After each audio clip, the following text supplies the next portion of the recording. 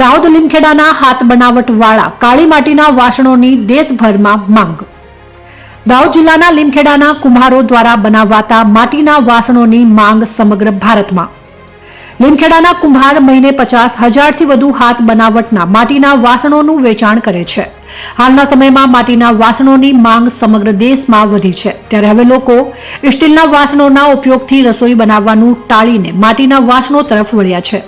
લોકોમાં હવે માટીના વાસણો અંગે જાગૃતતા આવી રહી છે, તેવામાં હાથ બનાવટના માટીના વાસણોની બજારમાં માંગ વધવા લાગી છે।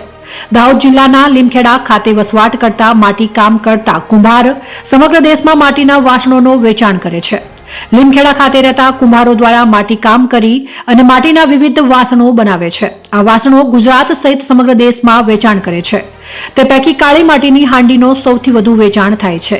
લીમખેડા ખાતે બનતા માટીના વાસણો હૈદરાબાદ, ચેન્નઈ, કોલકાતા, પંજાબ, હરિયાણા વગેરે રાજ્યોમાં વેચાણ અર્થે લોકો લઈ જાય છે।